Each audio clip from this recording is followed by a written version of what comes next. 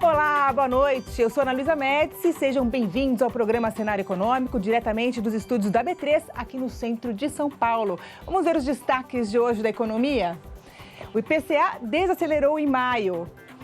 A ANS suspende 51 planos de saúde no país e você vai saber quais foram as principais reclamações aí dos consumidores. A Petrobras fecha cerco contra furto em oleodutos.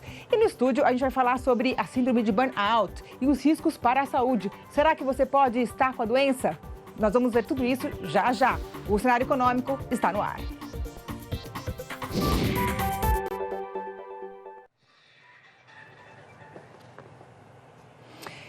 A ideia de uma moeda única no Mercosul foi um dos assuntos do dia. O presidente Jair Bolsonaro falou hoje que o primeiro passo foi dado. E lá de Brasília, o Paulo Leite tem mais informações sobre esse assunto. Boa noite, Paulo.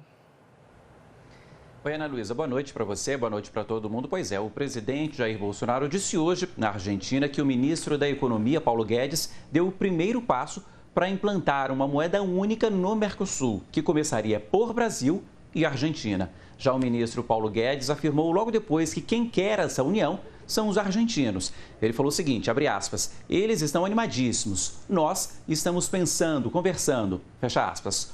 Ontem, por meio de nota, o Banco Central do Brasil garantiu que não existem projetos nem estudos em andamento para uma união monetária com a Argentina. Vamos então aguardar os próximos passos dessa discussão. E como é hoje, é sexta-feira, eu lembro que marcou essa semana aqui em Brasília. Na segunda, o Senado aprovou a medida provisória que criou um programa para avaliar os benefícios concedidos pelo INSS, um pente fino no INSS, no fim das contas, com o objetivo de combater as fraudes. A medida foi editada pelo presidente Jair Bolsonaro no dia 18 de janeiro e está valendo desde então. Mas para continuar valendo, ela tinha que ser aprovada pelo Senado até segunda, era o dia limite, e a medida foi aprovada. Na terça, o ministro Paulo Guedes foi até a Comissão de Finanças da Câmara, onde voltou a defender as reformas da Previdência Tributária, o Pacto Federativo e as privatizações. Na quarta, dia seguinte, os ministros do Supremo Tribunal Federal começaram a decidir o julgamento sobre a venda das estatais. Foi o primeiro dia, foi o dia dos primeiros 4 votos, melhor dizendo, e o caso foi definido ontem. E o resultado foi o seguinte, o tribunal concluiu que a privatização de uma empresa-mãe, como a Petrobras, por exemplo, precisa de autorização do Legislativo. Já a venda de uma subsidiária como a Transpetro, no caso aí da Petrobras também, não precisa da permissão do Legislativo. Bom, por hoje e por essa semana aqui em Brasília, Ana Luísa, é isso, é com você.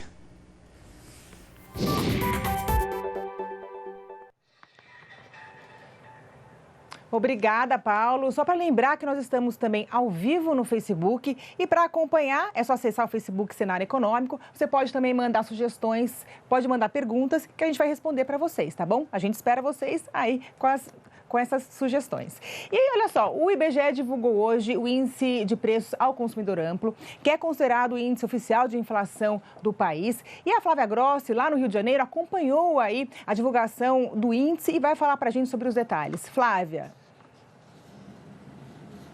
Oi, Ana Luísa, boa noite para você, uma ótima noite para todos. A inflação realmente deu uma aliviada, olha, ela desacelerou em maio, fechando o mês aí em 0,13%. Isso representa um recuo de 0,44 ponto percentual na comparação com abril. Trata-se do menor resultado para um mês de maio desde 2006. Além disso, foi o índice mensal mais baixo dos últimos meses do ano. Esses dados foram divulgados hoje pelo IBGE e mostram que a inflação acumulada dos últimos 12 meses foi de 4,66%, acima, portanto, da meta estipulada pelo governo, que é de 4,25%. 4 dos 9 grupos pesquisados mostraram deflação em maio, contribuindo aí para a desaceleração dos preços. Entre os produtos que pesaram menos no bolso do consumidor estão aí, olha, a cenoura, frutas, o feijão carioca, leite, o tomate. O tomate, por exemplo, ele caiu cerca de 15% na comparação com abril. O quilo do produto, que já chegou a custar cerca de R$10, pode ser encontrado nos supermercados do Rio de Janeiro por R$8 o quilo. Por outro lado, entre as altas estão a habitação, que foi influenciada principalmente pela alta da energia elétrica, saúde e cuidados pessoais e transportes, impulsionados aí pela alta da gasolina. Eu conversei hoje com um economista da Fundação Getúlio Vargas, o Antônio Porto Gonçalves, e ele me disse que essa inflação mais baixa, ela abre uma possibilidade para queda na taxa básica de juros, a Selic, que deve cair dos atuais 6,5% para 6%. Para quem não sabe aí, a Selic serve de parâmetro para outras taxas do mercado, como o cheque especial, o rotativo do cartão de crédito, financiamentos e também empréstimos. Ana Luísa.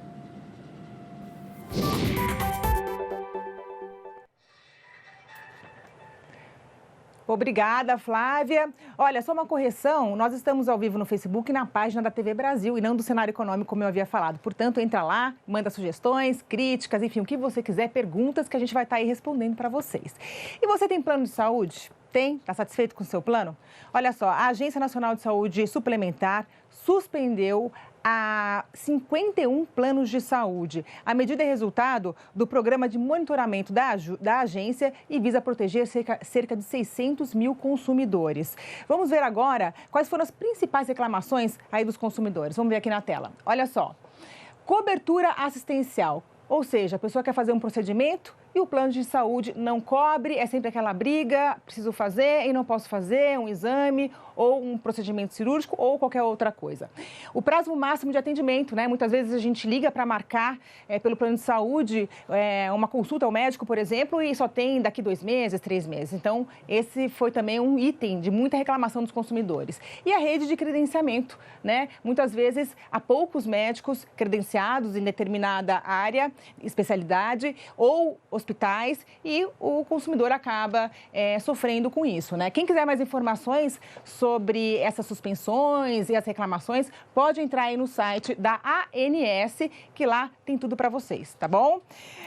Bom, vamos falar agora, e falando em saúde, né? Falando em saúde, olha só. O Grupo de Varejo Brasil Farma aprovou o pedido de falência da empresa. A empresa estava com recuperação judicial desde 2018, com dívidas que ultrapassam R$1 bilhão. Quem tem mais detalhes sobre esse assunto é a Priscila Kersh, aqui da redação de São Paulo da TV Brasil. Priscila, boa tarde, boa noite. Oi, Ana, boa noite para você, boa noite a todos. A Brasil Farma decidiu pedir a falência na reunião do Conselho de Administração da empresa, realizada ontem. Ficou definido também chamar uma reunião com o Conselho de Acionistas sem data definida. Mas o empresário Paulo Remy, que preside o Conselho, pode tomar a decisão sozinho, por ser o maior acionista. A Brasil Farma é controladora das redes de farmácias Farmais, Mais Econômica, Rosário, Santana e Big Ben. Ela foi criada em 2009 pelo grupo BTG Pactual e comprada em 2017 pelo Paulo Remy, pelo valor simbólico de R$1. Remy assumiu todas as dívidas que a companhia tinha. Desde janeiro do ano passado, a Brasil Farma está em recuperação judicial. Em abril deste ano, o grupo acumulava uma dívida de R$1 bilhão e 200 milhões de reais, sem contar as dívidas em impostos. E tinha apenas R$540 mil em caixa. Há 4 anos, o grupo chegou a ter 1.214 lojas em todo o país, sendo 725 próprias e 489 pelo sistema de franquias. Hoje, restam apenas 30% deste total e todas as lojas atuais são franquias. As unidades próprias foram fechadas ao longo do tempo. As franquias não serão atingidas pelo pedido de falência. O revés da empresa foi muito grande nos últimos anos. Em 2016, ela chegou a ter uma receita de R$1,5 bilhão. A Brasil Farma foi criada com a ambição de consolidar redes regionais de farmácia para competir com as redes nacionais. O mercado de medicamentos no Brasil é o 6º maior do mundo, segundo o índice de mercado do setor farmacêutico. O país fica atrás dos Estados Unidos, China, Japão, Alemanha e França. Em 2017, as vendas totais no comércio de produtos farmacêuticos no país foram de 33 bilhões de reais. Ana.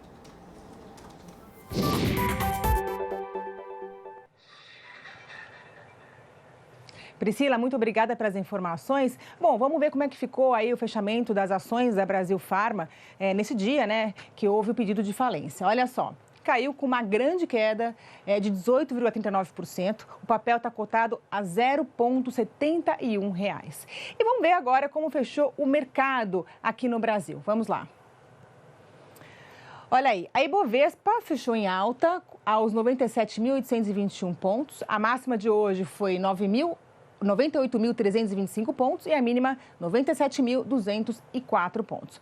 Vamos falar um pouquinho agora sobre as ações, né? A gente vai falar um pouquinho sobre a Petrobras. Hoje a Petrobras anunciou um programa de contrafurto de combustíveis. E esse anúncio teve também uma reação aí, embora pequena, mas houve uma ligeira alta aí da Petrobras, dos papéis da Petrobras, em 1,83%. O papel está cotado a R$ 26,76. E olha aqui um dado interessante. Olha como houve um aumento bem expressivo no número de roubos. Em 2016, foram 72 roubos. Já em 2018, foram 261 roubos, ou seja, um aumento de 250%. Quase 4 vezes mais de 2016 para 2018. E vamos ver agora como foi o fechamento das principais ações brasileiras. A Vale fechou em queda de 0,29%. O Banco do Brasil também fechou em queda de 0,81%, o Bradesco uma ligeira alta de 0,2%, o Itaú com alta de 1,07%. E, como sempre, a gente vai falar sobre dólar comercial. O dólar comercial fechou em queda de 0,13% e foi cotado a R$ 3,87. A máxima do dia chegou a R$ 3,88 e a mínima a R$ 3,85. Bom, e já a gente volta, nós vamos para o intervalo agora e já a gente volta falando sobre a síndrome de burnout. Não saia daí. Você já ouviu falar sobre a síndrome de burnout? Pois é, muita gente não conhece, nós vamos falar sobre ela agora. A OMS, a Organização Mundial de Saúde, classificou a síndrome como doença do CID-11, que é a classificação internacional de doença. Ela ficou conhecida como a síndrome de esgotamento profissional. E vários sintomas podem ser aí vistos, né? Como um cansaço agudo, alteração de humor, enfim, vários outros sintomas. E acaba afetando também a vida profissional da pessoa. Para falar sobre esse assunto, a gente recebe hoje aqui Felipe Virardi. Ele é gerente de recrutamento da Trend Recruitment. Boa noite, seja bem-vindo aqui ao Cenário Econômico. Boa noite, Ana. Boa noite a todos. Obrigado pelo convite. Bom, vamos falar um pouquinho, né, sobre a síndrome de burnout, para quem não conhece. Quais são os sintomas dessa síndrome? Como que o trabalhador ou o próprio empregador pode identificar? Nos dias de hoje, né, com o cenário econômico que a gente vem vivendo aí já de um tempo para cá, algo comum, né, que tem acontecido, infelizmente, por conta de alguns redesenhos que aconteceram em algumas organizações, né? Então, você teve desde o enxugamento de quadros, de pessoas, enfim, redução de papéis ali, e essa distribuição ela ficou disparelha com o que era anteriormente num cenário econômico de economia plena, né? Consequentemente, alguns profissionais acabam se sobrecarregando de funções, né? Então, antes você tinha um time com 5 ou 10 pessoas, da noite para o dia, de repente, são 2 pessoas fazendo o mesmo trabalho, ou até mesmo, em alguns casos, até mais, né, do que anteriormente, né? Então, esse cenário ele pode sim resultar um esgotamento físico e mental, que é uma das principais características aí da síndrome de burnout. E esse esgotamento, como que ele aparece? Ele aparece com esgotamento, um cansaço, uma depressão? Como é que ele aparece no trabalhador? É claro que são diversos sintomas, né? Obviamente que uma vez que você acaba percebendo esses sinais mais visíveis, né? Porque existem alguns sintomas que, de certa forma, são invisíveis. E para toda identificação e diagnóstico, você precisa, é claro, de ajuda de um especialista, né? Por outro lado, sim, o esgotamento ele traz, a sua produtividade começa a cair, você já não desempenha tão bem o seu papel, ir ao trabalho já está se tornando uma tarefa para você... Angustiante. Exato, cansativa, pesada, então você já não vai com aquele brilho nos olhos. Exatamente. Então, são alguns dos sintomas visíveis que podem já te dar alguns sinais de que alguns ajustes precisam ser feitos. Tem se falado muito, né, sobre a síndrome de burnout ultimamente, né, vários veículos de comunicação. Tem aumentado esse número nas empresas brasileiras? Tem algum dado sobre isso? Recentemente houve um estudo que foi publicado e que disse que, na verdade, crises de ansiedade têm sido mais frequentes do que anteriormente, aí, como símbolos de afastamento, né? O ponto é que muita gente talvez até já tenha passado por isso, não sei se buscou ajuda ou não, mas acabou conseguindo contornar também a situação, né? Claro que existem alguns casos mais graves que sim, você necessita de um acompanhamento médico especializado para sanar esse tema, né? Para resolver aí por completo essa situação, mas outros casos são menos graves, né? E o indivíduo ele consegue, com algumas ferramentas, enfim, algumas questões até equilibrando melhor a sua vida profissional e pessoal, acaba evitando aí entrar em algo mais profundo. E muitas vezes o trabalhador, além de também estar com essa pressão toda no trabalho, ele também tem uma questão pessoal, às vezes, importante, e muitas vezes ele não identifica que essa depressão, esse esgotamento físico dele vem do trabalho. Ele pode também confundir achando que vem da vida pessoal, e os dois acabam se unindo ali para piorar ainda mais a situação, né? Com certeza. Como é que o trabalhador ele chega no RH da empresa ou chega para o seu empregador e fala para ele que ele está com a síndrome de burnout? Qual que é o caminho para ele poder se comunicar e falar sobre esse assunto? Claro que, como todos os temas que a gente aborda no ambiente profissional, também na vida pessoal, né, a conversa é o melhor caminho sempre, e a conversa transparente, né? Eu costumo dizer isso e recomendar a todos os profissionais aí de mercado. Você não está caçando um culpado, né? Aquela situação é de acordo com o contexto, enfim, você não vai apontar dedos ali para achar um culpado, e sim, você deve levar esse assunto de forma muito clara, calma e transparente para o seu RH, para os seus gestores, porque muitas vezes ele pode ser, como eu disse anteriormente, né? Você tem casos de diferentes gravidades, né? Então, quando você entra, você já sente que você está entrando por um caminho que talvez não seja mais positivo. Uma conversa com o seu gestor, de repente, pode te ajudar. Uma redistribuição de papéis, de repente, poxa, pega aqueles 5 dias de férias que você tem vencidos, que estão para vencer, vai descansar um pouco, vai, né, mas em muitos casos, existem afastamentos por um período mais extenso, né? Quando há o diagnóstico médico. Aí, normalmente, esse trabalhador ele fica afastado quanto tempo, mais ou menos, do trabalho? Depende? Depende. Aí vamos deixar na mão do especialista, que com certeza vai fazer um laudo, e esse laudo vai ser apresentado à empresa posteriormente. E como é que é o impacto dessa síndrome no trabalho da empresa, do trabalhador? Cai o rendimento dele no trabalho? Vocês identificam isso? Cai o rendimento, né? Então, algumas empresas, infelizmente, talvez tratem o tema como uma forma de, poxa, eu vou perder minha produtividade, mas é muito mais benéfico você sanar esse problema e dar o espaço ao indivíduo para que ele consiga se recompor, enfim, estudar quais ferramentas que ele pode melhorar como oportunidade de indivíduo para que ele saia dessa situação. Consequentemente, no retorno desse profissional ao posto de trabalho, ele vai voltar com a produtividade que a empresa espera, vai voltar a fazer as entregas que são cobradas a ele. Agora, a gente escuta alguns casos, eu pelo menos conheço casos próximos de pessoas que tiveram essa doença, voltaram ao trabalho e depois de um tempo são desligadas do trabalho, né? E porque às vezes acontece sequencialmente, né? Volta, fica mal, sai de novo, volta e acaba sendo afastada do trabalho. Essa é uma situação comum? Como é que o trabalhador deve lidar com uma situação como essa?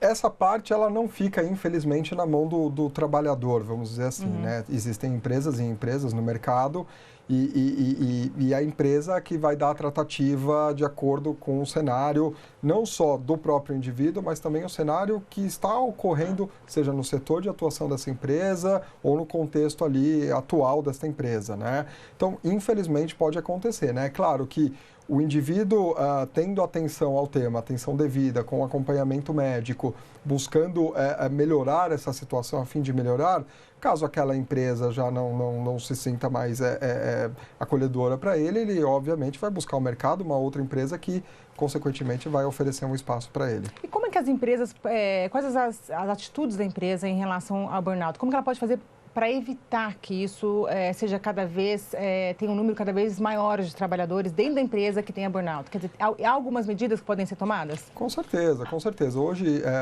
vários dos departamentos de RH do mercado já pensam na qualidade de vida dos profissionais, né? Já pensam como melhorar o balanço de vida pessoal e vida profissional. Desde horários flexíveis, home office, que é um tema também que ele vem ganhando relevância com o tempo, espaço. Você tem flexibilidade, você consegue acompanhar o seu filho na escola, enfim, você consegue, obviamente, cuidar também da sua vida pessoal e realizar suas entregas, né?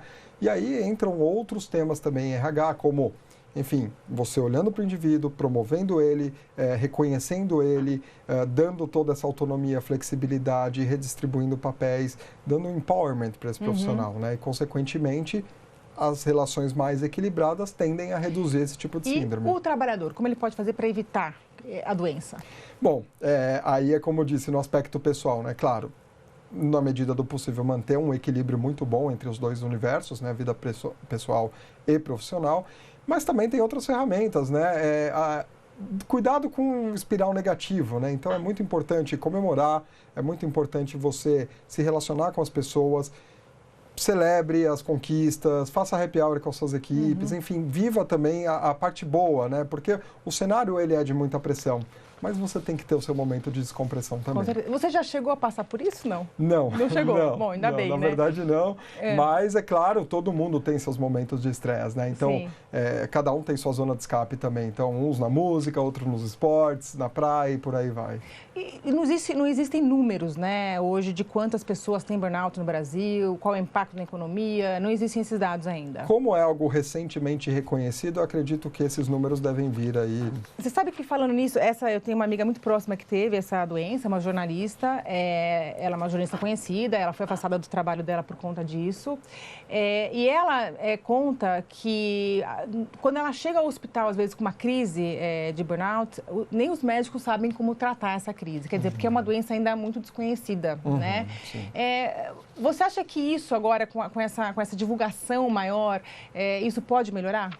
Com certeza. Todos os profissionais de saúde vão buscar todas as ferramentas devidas, né, para que consigam tratar desse caso com uma atenção um pouco diferente. Porque o que pode ocorrer também é que o próprio indivíduo muitas vezes não consegue externalizar isso, né? Então, é um cenário, como outras síndromes psicológicas, pelo que eu leio em estudos, enfim, que necessita de um acompanhamento, né? Então, não é um diagnóstico simples. Por isso, de novo, a importância de recorrer a um profissional de saúde correto para que você consiga equilibrar aí essa situação. Sim, bom, a gente está chegando ao finalzinho aqui do cenário econômico e eu queria saber de você se você acha que o Brasil está dando uma atenção especial a essa síndrome, a essa doença, e como é que está a situação do país em relação a ela?